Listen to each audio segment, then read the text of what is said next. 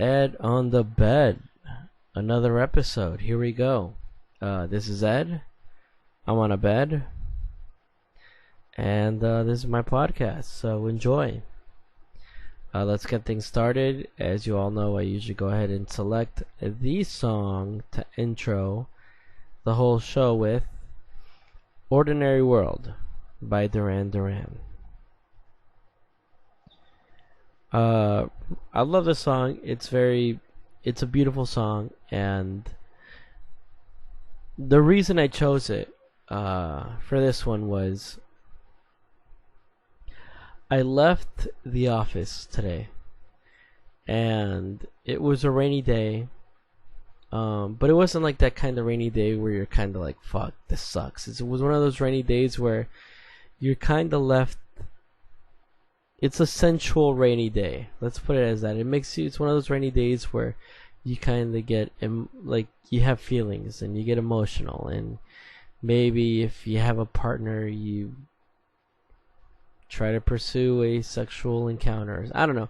Like, it's one of those rainy days where it's like, some good can come out of it. And not that those were my intentions, not that whatever, and not that that's not even what happened. Because it didn't. I'm just saying, I get out of the office, just in a good mood. It's raining, but I'm in a good mood. I get on my bus, the 29, the infamous 29. The reason I call it the infamous 29 is because no matter when I'm on that fucking bus, there's always some fucking person with dreadlocks in it. I'm always gonna meet one person with a dreadlock on that bus. It just happens. So whatevs. Anyways, I'm on the bus, and I notice this family get into the bus. It's a family of 5. A husband, wife, and children. And I could tell they're simple folk. Like they're like country folk. Probably their first time in the city, and I've been seeing I've been seeing country folk for the past week or so. Reason being is in the Rural, which is here in Palermo. It's a convention center. For those who don't know Buenos Aires, it's the biggest and most popular convention center here in Buenos Aires. And there's like an agricultural expo going on until I think the end of this weekend, and it's interesting because most of the people that should come out to it and like have booths or like show stuff at it are country folk. And like I said, some of these country folk, it's the first time they come to a city, to the big city of Buenos Aires. In other words, their whole life, or most of their life, they've grown up in some village or some small town in the outskirts somewhere of Argentina. And like they farm. That's their life. They farm, or they raise cattle, or whatever else they do. But it's like they're following tradition. They're following the tradition of their father, who is following the tradition of his father, and so on and so on.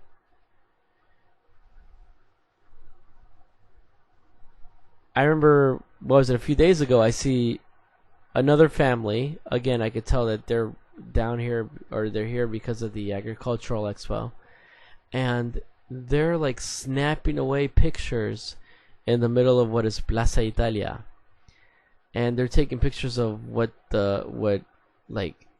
everything around them, like a 360 degree picture of just what it is standing in the middle of Plaza Italia and snap pictures, and they're acting like it's like in a very important landmark and everything. And to be honest, it isn't.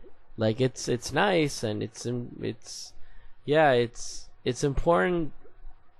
in the sense that you could tell a cab, yeah, take me to Plaza Italia, and they'll fucking take you. but it's not that important. Excuse me.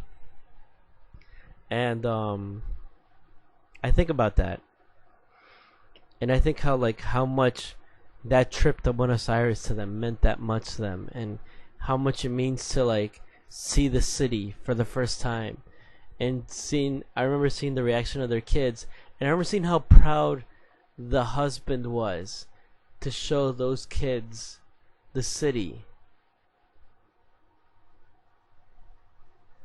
And it's so weird. It's so weird to think that and maybe it's me, and I'm a piece of shit that it takes this city, that just takes the city for granted. Because it, excuse me, this is a beautiful city. In a certain light, this city is just incredibly beautiful and serene. If you ignore certain factions, but basically, if you ignore the fucking assholes that live in this city, including myself. But if you just think about the city for what it is, it's a beautiful city.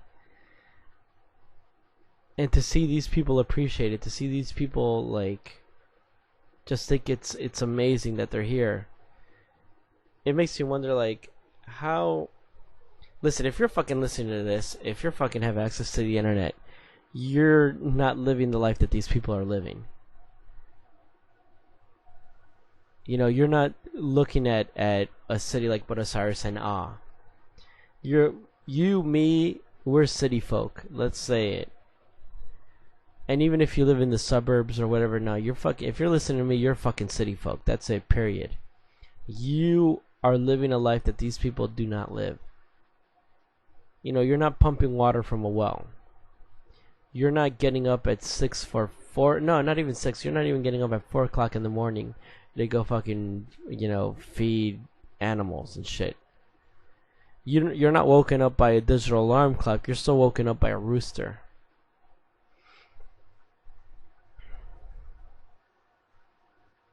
I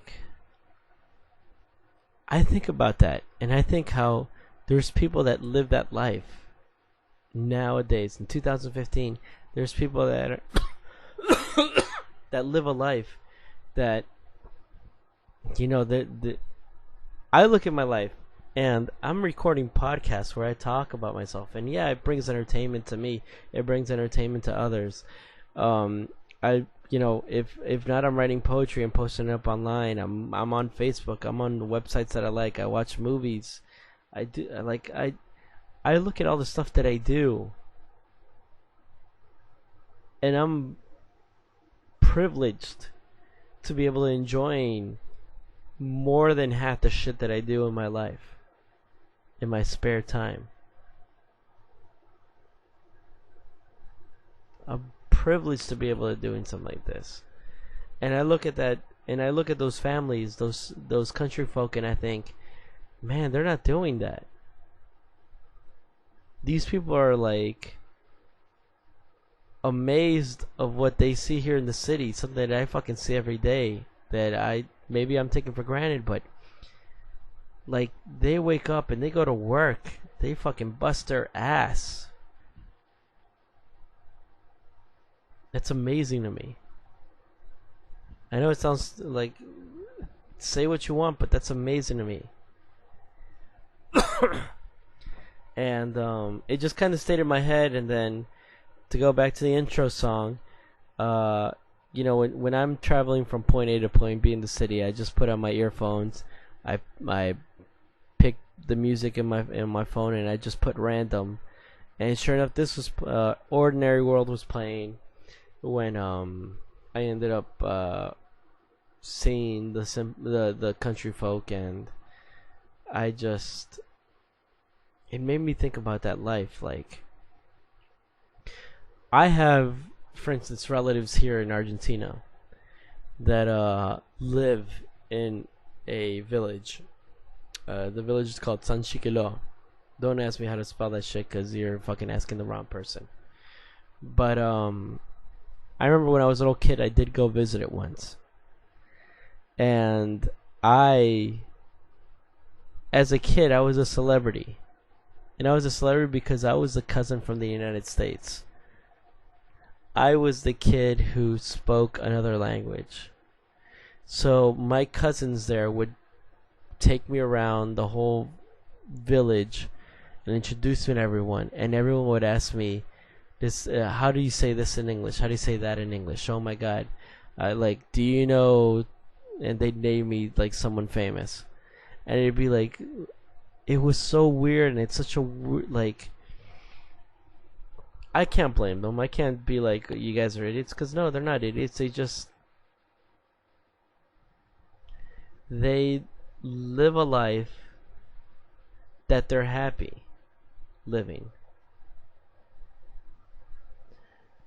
When you live a life in a village and you can't see anything outside of that village, that you don't really know the potential that there is in such a big world that we live in, when you only see what's around you,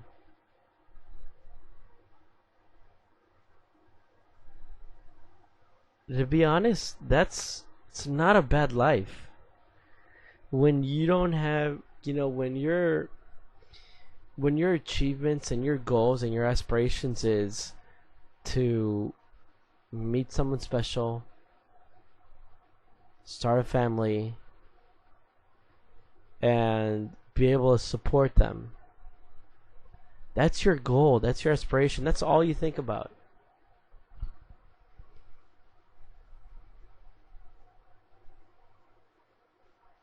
Like, how bad is that? Really think about it. How bad is that? How bad is that compared to the stress that you or me have living in a city, living in the world that we live in?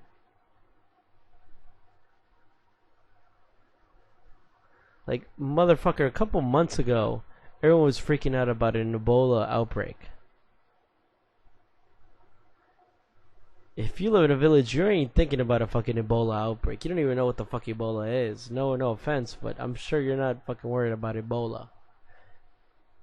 Your concern is, oh, I hope it doesn't rain today. You know what I'm saying? Like, oh, I hope when I get home, I'll at least, I'll have the dinner will be ready. Like, I don't know. Like, I'm trying to think like, I can't think like that, but I'm sure it would be that kind of mentality. And I'm trying not to fucking sound like an asshole or a douche, like, and making their lives sound like not as important, but their lives are just as important as mine. I don't see it as it's not, but it's weird. It's so weird to just think that there's people that live like that. And yet I get it. I get that they have their lifestyle like that. I remember, I think I was 12 years old, and my family and we went to go travel, and we would travel to Italy. And we did a whole Italian trip. My family from my father's side originates from Italy. Excuse me. And we have relatives all over Italy. So I went to go visit my relatives in Milan. I went to go visit my relatives in Florence. I went to go visit my relatives in Rome. I went to go visit my relatives in Venice. I went to go visit my relatives in Naples. Like, we did the whole thing. The whole fucking boot. And at one point, we ended up in this village called Casalbuono, which is in the south of Italy. And it's, when I tell you it's a village, it's a fucking village. If you ever watched the movie The Godfather, where Michael goes back to Italy so then he doesn't get killed off by the mob in the States, like they're hiding him out, and you just see him like hanging out in the village. That's Casa. That pretty much is it's like how Casalbuono looks like, with the church in the center of the village. It's like the hubbub of everybody, with the big plaza in the front, and everything's all hilly and mountainy, and you still have like horses and donkeys and carriages like on some parts of the streets, and the streets are all like brick, That's what Casalbuono was. And the reason that stood out to me was I got to stay when we went to Casalbuono. It's still in the family, and we got to stay in the house that my great grandfather built, and I got to stay in the room where my grandfather was born in. And I've always been like a history guy, and it's amazing to have that. It's amazing to have that history. Like, and it sounds stupid because some of us have grow up like some of us can go visit our grandparents' house and see how they are or whatever, but this is a history that means a lot more. And it's like to sleep in the room that my grandfather was born in. Like, it's just like, the fuck, who else can say, like, I know not a lot of people can say that, and it might not mean much, but as I said, I love history, and to know where my history comes from, and to be in that situation, to stay in the house that I know that brick by brick my great grandfather built with his great great grandfather, so then he could live there. Well, I mean, with my great great grandfather, like, they both built it together, so then my great grandfather can live there and start his family. That eventually became me at some point in history. Like, that's crazy. Like, I don't know what you people are expecting about this fucking episode of the podcast, but to me, it surprises me to think how our minds are and how our views are and what we think about and what we care about and what we don't care about and what we focus on and what we don't focus on. And trust me, I get stressed over stupid shit all the time. I think about stupid shit. I fucking do stupid shit. But at the end of the day, having an experience like that and still remembering it from now, like that, I was 12 years old when that happened. I'm 34 years old now. You know what I'm saying? Like that, it's been some time, and that still is one of the most emotional experiences that I've had. Shit, I want to be able to take my son there and have him feel the same way, because that's how amazing that is. And I'm like, I hope I'm gonna be able to do that. And like, I don't, man, like, I don't know what else to say other than I think we need to appreciate ourselves and our own tradition and our own, like, I know what it is to be. I like to think of myself as someone who's very open-minded and very progressive, and I do love technology. I do love the future. I do love the city. I love all that, but at least appreciate where you come from. And what I mean is, really appreciate where you come from. And I think that's what I want to focus on.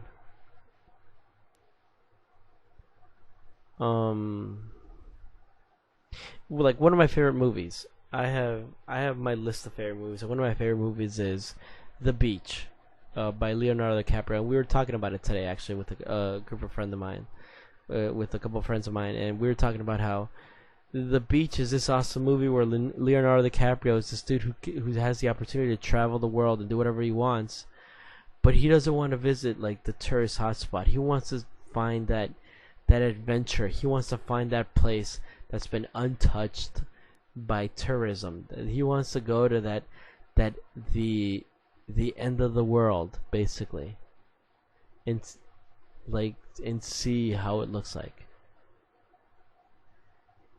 He wants to experience something that no one else can experience.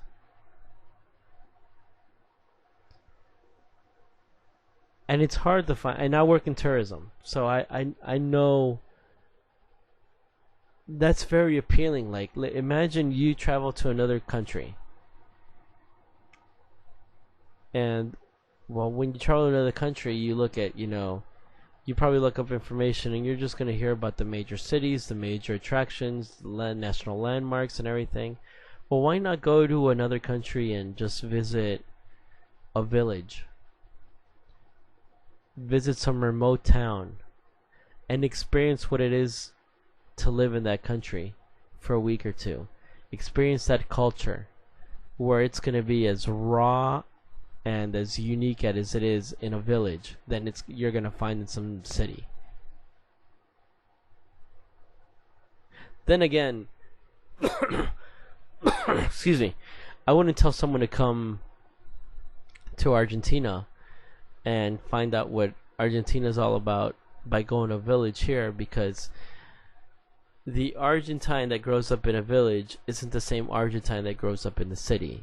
And I don't know how it might be in other places in the world, but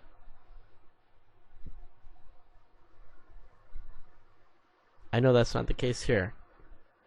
But for those of us who have the opportunity to travel, I think, like, why not do that? Why not go ahead and live in some village where you get to see what it is to be a countryman of that place? And I think that's the most authentic place where you're gonna see that, where you're gonna see tradition. And I'm surprised how much value tradition has nowadays, and how it's always has. Then again, tradition's something that also pisses me off, which is weird. I'm being very conflicted here today. Sorry. But I think, for instance, like, people who have, like, national pride. I'm the kind of guy, for those of you who know me, I joke about every fucking country there is, and every nation there is, and everything, and race and creed and everything. I joke about it because I don't want to take that serious. I don't want to take, like, I'll joke around about a certain country or whatever, and if I hear you're from this country, I'm gonna make a joke about it. Not because I'm looking to offend you, but more because I I want you to, like, just feel relaxed. And I know maybe that's not the way to do it. I'm sorry. But yeah, like, it's the way I've always been. I don't, if it sounds like I'm discriminating, then I guess I'm discriminating on everyone, And at the end of the day, everyone knows I'm not hating on anyone. It's just, I just do it out of fun, and just to, like, make things light. But I can't stand these people that are, like, so proud of their country that they're willing to fight you for it. That my country's better than yours, and I'm gonna show you why. And it gets physical. I've seen arguments develop into fights, and and obviously in the world there's been scenarios where those fights and those arguments turn into wars. Like, I don't get this fucking,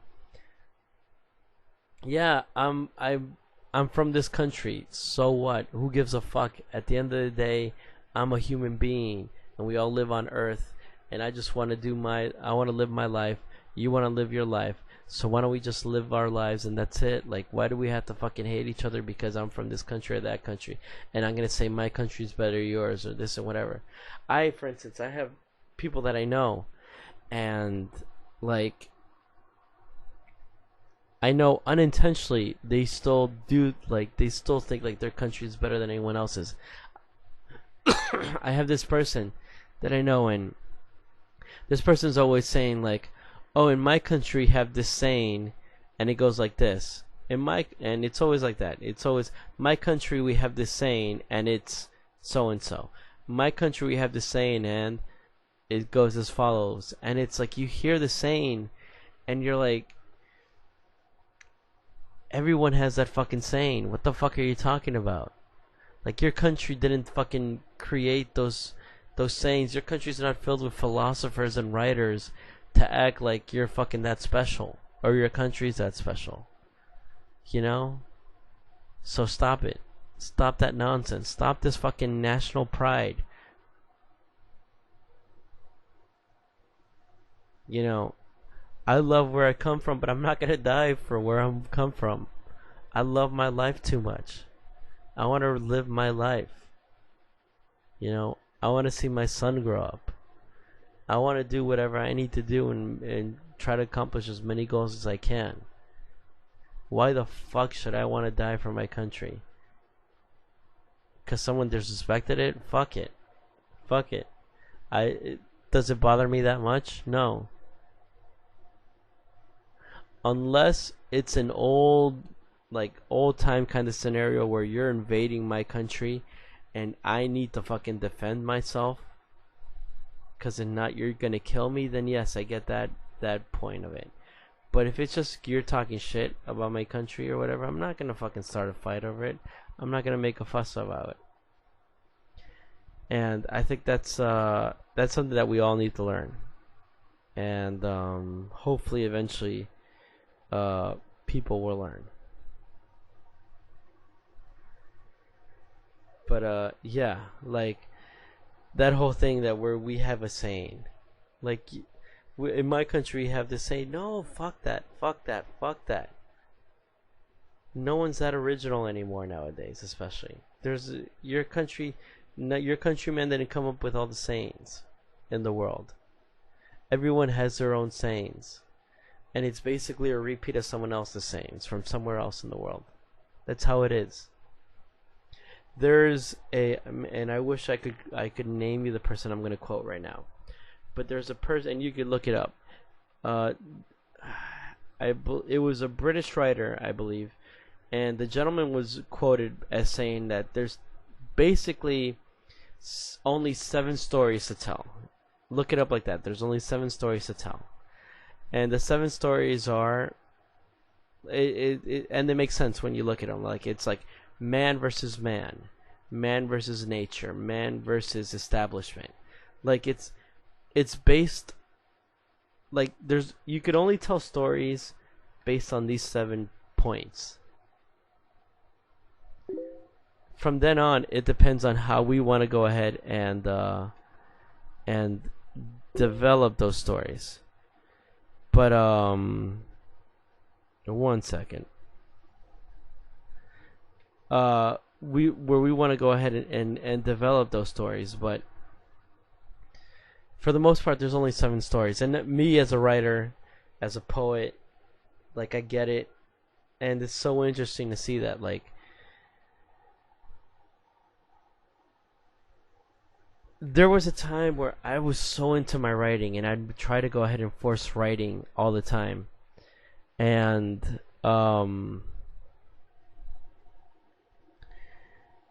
I'd write something and then I'd realize that I'd hear a movie came out and it's basically what I was writing, and I'd get so frustrated. I'd get so fucking pissed that like I wrote something and someone beat me to it, and it would piss me off. And the way I write, the way I look at things, I'll write a screenplay, or I'll write a novel. I'll start writing a novel or a story or whatever I'm writing, and in the middle of it, I see the different roads and paths a character can take, or that a story can take. And the original story that I had, or the original premise that I had for a character to take, I see the opportunity that they can take another road. Just like us in real life, we have so many decisions to make and so many choices. I see the same when it comes to writing a character. And that sometimes leaves me in a creative stump. It's a good one, because it makes me realize that I could do so much more with the character. But by doing so, it makes me realize, like, so what steps am I going to take? What am I going to do? And by the time I realize what I'm going to do, I write it or whatever, I do something, and then I would realize, someone came up with what I'm writing, or someone is doing what I'm doing, or someone's doing something similar, like,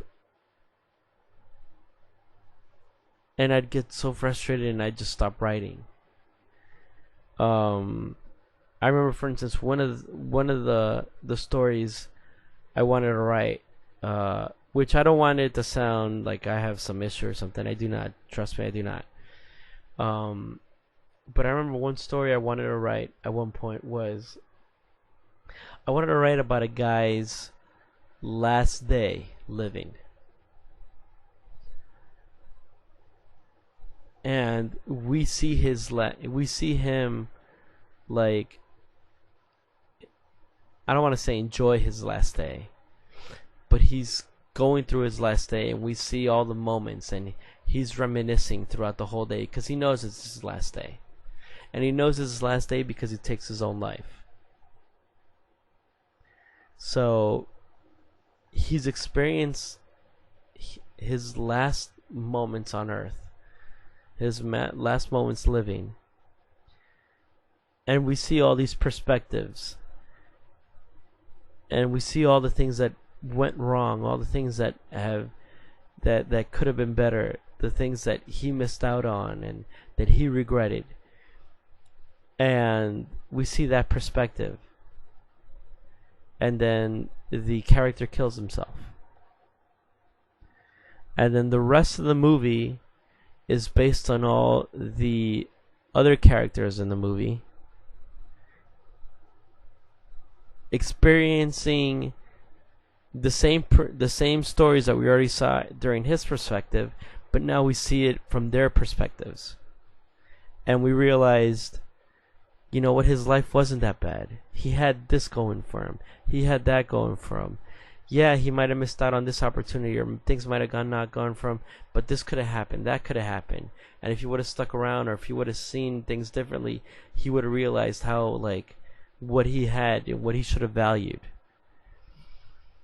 And, like, I don't know how it sounds for you, me explaining the story, and I hope I'm explaining it right, just the gist of it. But I found it compelling, and I found it interesting for me to write this. And I was writing, and I was so excited. This was back in 2001, and or 2000, I think. I forgot when exactly. And I'm like writing, and I'm so excited, and I'm thinking, this is amazing what I'm writing. I'm so like I really gave myself a lot of credit for what I was doing. And then one day I'm watching The Tonight Show, and Jay Leno is talking to Cameron Diaz about some indie movie she did called something circus. I'm trying to remember right now.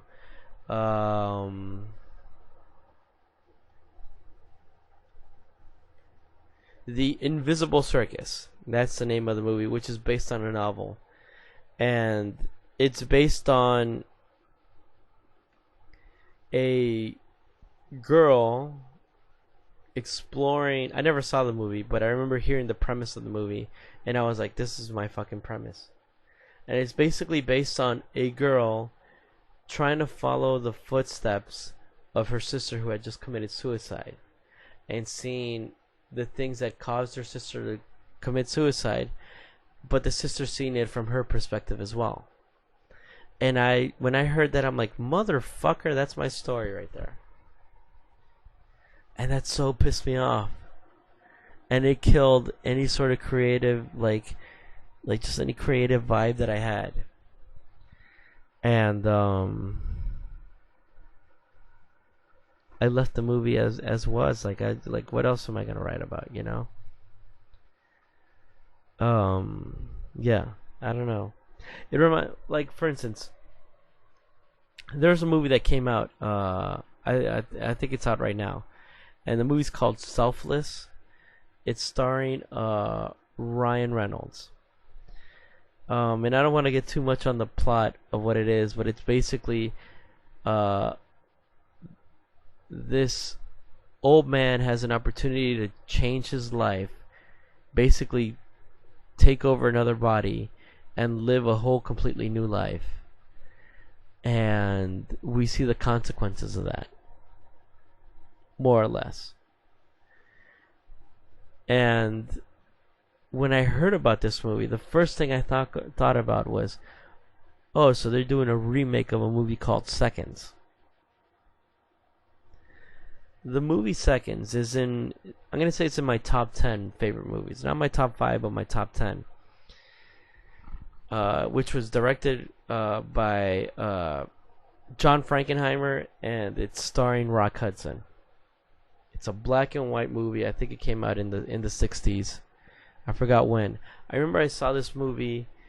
I was walking through the Virgin Megastore in Miami, and I decided to walk through the DVD section, and this movie just kind of stood out to me, and I decided to buy it, and I thought it was fantastic. I thought the idea was fantastic, which at least I don't want to ruin too much spoilers, sorry, but the movie Seconds was basically a guy gets a call from a friend that he hasn't seen in the longest, and he offers him an opportunity to change his life and to live a new experience. And he decides to take that opportunity. And now he inhabits a new body. He's living this playboy lifestyle. Everything's changed. And he's given up on his old life, like how dreary his old life used to be and whatever. Now he's living this great life. And then, for some reason, his old life somehow starts colliding with his new one, just because of just how the world is, and we all live in believe it or not, it's a small world we live in, and eventually you're gonna run into something that you're gonna run into someone you used to know, or you're gonna run into a scenario that you used to know, and you're gonna remember the past, and you're gonna remember where you came from and who you are or who you were. And it starts affecting this dude. And it's a very powerful movie. And the way it ends, I love the way it ends. I love everything about it. I highly recommend it. If you could ever watch it, watch it. Again, the movie's called Seconds. And it really stood out to me, and it really touched me as a movie to think that there's people that don't realize what they have. And to fast forward to now, where this movie came out called Selfless, and thinking that I looked at reviews and people are like saying like, yeah, this is, so they tried to rip off Seconds, like real fucking movie critics know Seconds because it's a good movie. They tried to rip off Seconds and they did a really shitty job at it. And that's where you get that whole thing where there's only 7 stories to tell. And it depends how you tell it. After that, I realized when it comes to writing and when it comes to like developing a story, like what it means to make it your own.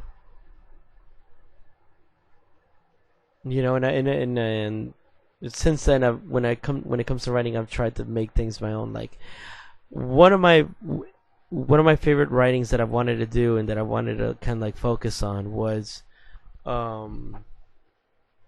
my experiences when I lived in Key West. Because like I said, living in Key West, it's unlike living anywhere else in the world. It's such a weird and unique island filled with weird and unique people that everything about it was its own story. Everything about it was like its own. Every day was its own fucking story. I've met so many weird characters that I was like, this has to become a movie.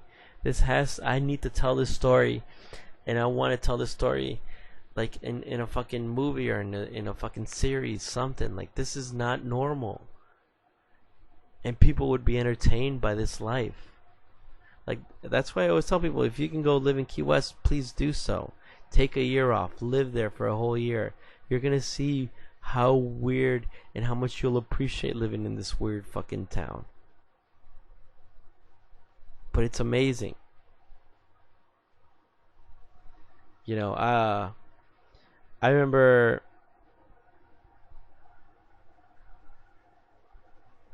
like, there was even a time when I was living in Key West, for instance, and I was in my writing, and I was gonna write about how I met my ex. Which, if you all remember some of my earlier episodes, I talk about how I met my ex and everything. And I was gonna write that story because I always thought it was a really cool story. And I wrote it and everything, and we were gonna go ahead. We were gonna rent. Me and my roommates were gonna rent the equipment to go ahead and film. We had people star in it. We had everything ready. We were gonna do it, and then at the end, it just did not work out. But I even had people casted and everything, and I remember I casted the girl who's gonna play my ex, and it was this beautiful Russian girl. Y'all know how I feel about Russian girls, but this beautiful Russian girl, who looks Asian. And obviously, if you think about it, Eastern Europe, Asia, they're right there. Like, there's a lot of Russian girls that look Asian. And this girl looked like an Asian Russian girl. Beautiful, just stunning, absolutely stunning girl. And she was gonna play the part of my ex. We actually went out for a while. It didn't work out, and then whatever. And I didn't run into her. There was one night, I'll tell a story. There was one night where I'm with my ex, and at that time we're dating, whatever. And she had this dinner that she was invited to go to. And she's like, well, let's go out to this dinner. It said so and so, we should all go, fuck it. So I'm like, yeah, alright, I'll go. So I go to the dinner with her, and sure enough, it's this big ass dinner. There's probably like 25 people at this dinner. Like, I hardly know anyone there. And the only person that I know other than my ex is the Asian Russian girl. And we have that awkward conversation because this is after we went out and everything. And we have that awkward conversation like, hey, funny seeing you here. How are you? Oh, okay. Cool. Yeah. Really? Okay. Yeah, I came with her. Oh, really? She looks nice. Yeah. Like, it's that kind of uncomfortable scenario. And then all I remember is after I'm done talking to her, my ex is like, why was that conversation so awkward?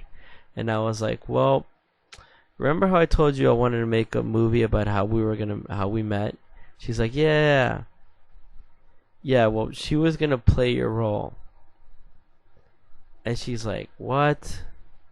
And I'm like, yeah. And she's like, she looks nothing like me. And I'm like, no, but it wasn't, my intention wasn't to find like someone that looks like you. I was just trying to find someone that would stand out, that someone that would mean someone on camera. That means, and then it was a whole, oh, so I wouldn't mean something. And it became a whole argument, and it was a whole thing, and yeah.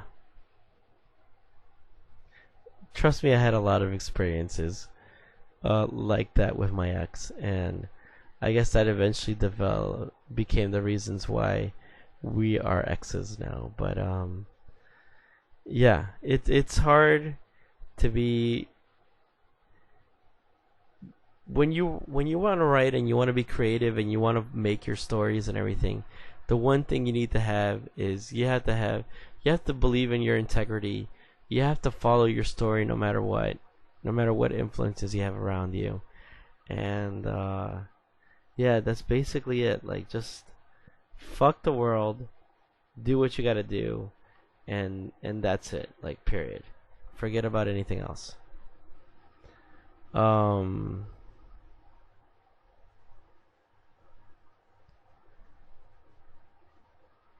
I'm getting very weird in this episode. So I think also it has a lot to do with what I kind of experienced today or yesterday, if you want to be a dick about it. But I've been giving out a lot of advice, and not that I feel like I have the best advice. I mean, I I have confidence when if I give you advice, I'm confident about what advice I'm telling you. But you know, I have one friend, for instance, and she's looking for a new career. She needs to get out of her current working situation. And I get it. And she told me everything she's going through, and it sucks, and she does need a new opportunity. And she's been sending out her resume and everything, and just, it hasn't been, things haven't come to fruition. And I told her, like, it'll get there. You'll get there. You know, and I told her, like, I know her, she's a great person, and I believe in her, and I know she's going to get herself a good job. I know she's going to find herself a better opportunity. But it's like standing on a corner and trying to stop a cab. And there's a good chance anyone who lives here in Buenos Aires knows there's a good chance you're not going to stop the first cab the first cab that you see that's available, because they usually drive by. Shit, there's been a time where I've been waiting. I had 5 cabs drive by not wanting to pick me up. But eventually I get picked up by a cab, and eventually I get to my destination. And that's the way I see with any opportunity you have. Yeah, you might not get this job, you might not get that job, but you're eventually going to get a job, and that job is eventually going to take you somewhere. And as much as you might not getting a cab or two, yeah, it might kind of frustrate you, but at the end of the day, you don't give a fuck. You got to your destination, it's all good. You know, you're fine. It depends on how much value you put on that. It depends on how much are you going to let that affect you? It's all on you. So, if I don't get something or something doesn't go my way, it's then up to me to see how much I'm going to let myself be affected by that. Like I mentioned the last podcast, there was a girl that I was pursuing as of late, and it just didn't work out.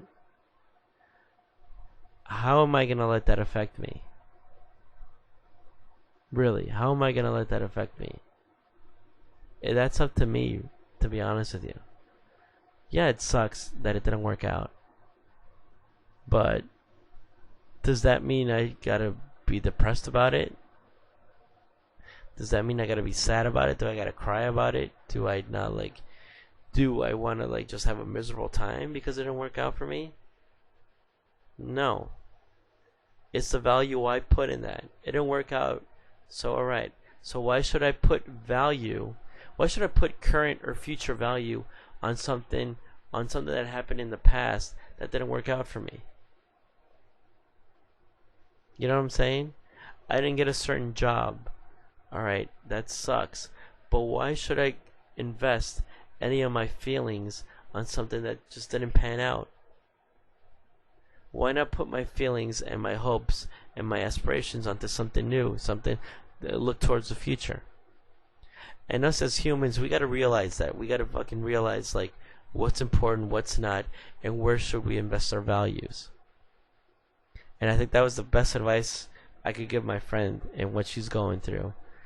Mostly because I really do care about her a lot, and I know that she deserves a good job, and she deserves so much, and I know she'll get it.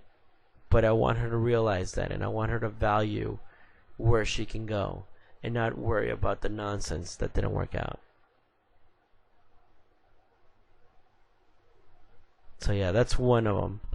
And then the other one was, I have another friend, and we kind of got into her dating life, and we talked about her.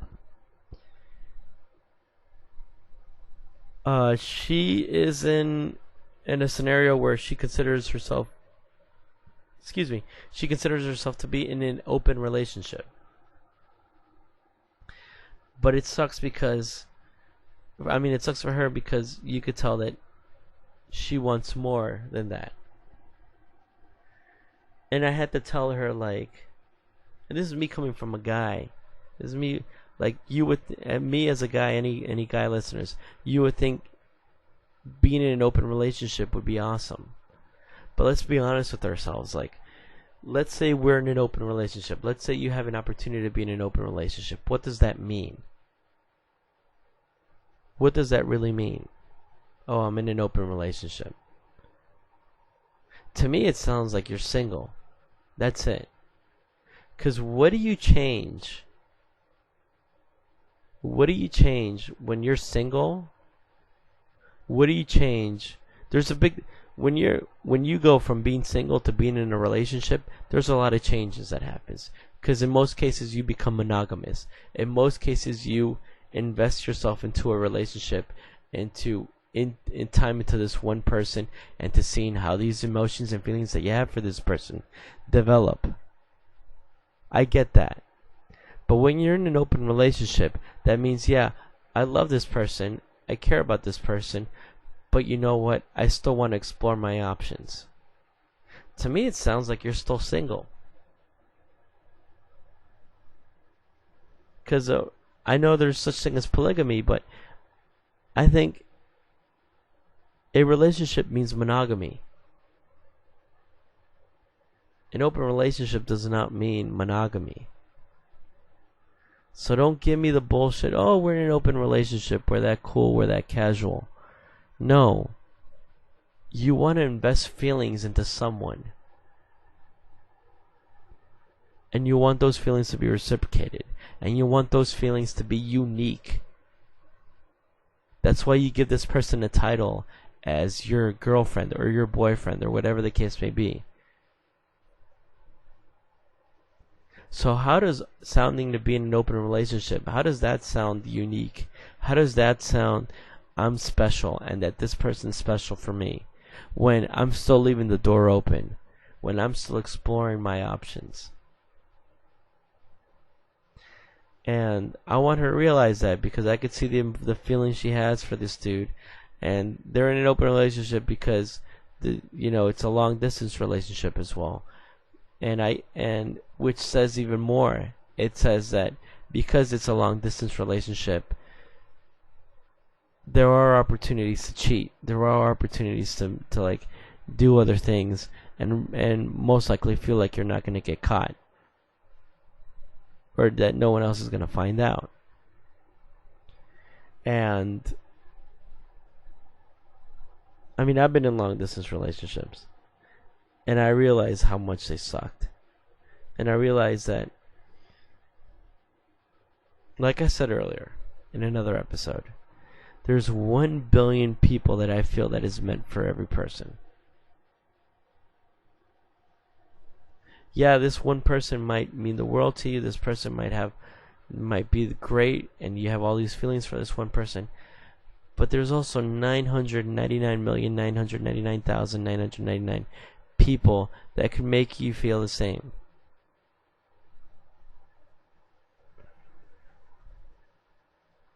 And I'm sure there's the opportunity to find something closer. Or something that you'll be able to experience more often. And that was the advice that I gave, that, don't define what your relationship is. Define who this person is and define what you are, what you're looking for and who you are. Because if you're feeling sad, if you're feeling depressed, if you're feeling that you need someone and that this person isn't there for you, well, ask yourself, why isn't that person there for you? Ask yourself, what could be different in my life? Ask yourself, how has open relationships worked for you? And ask what would it be? What would the difference between being in an open relationship and being single mean to you? Because it's pretty much the same thing. And once you realize that, you realize so much more. You realize what you value and what are you pursuing. when it comes to relationships. Anyways, I'm about to get to that 1 hour mark. Thank you for listening to this episode. To me, I'm kind of hearing everything that I'm talking about, and this sounds like a basic rant, and I apologize, because I'm all over the fucking place on this one. But if you made it, and if it made any sense, well, I'm glad it did, and I thank you a lot for hearing me out. Tune in next time. I don't know what the topic will be. I don't know when it'll be, and I don't know how it will be. All I hope is that you enjoy as much as I enjoy being able to do this for you guys. Take care. Have a good one. Until next time.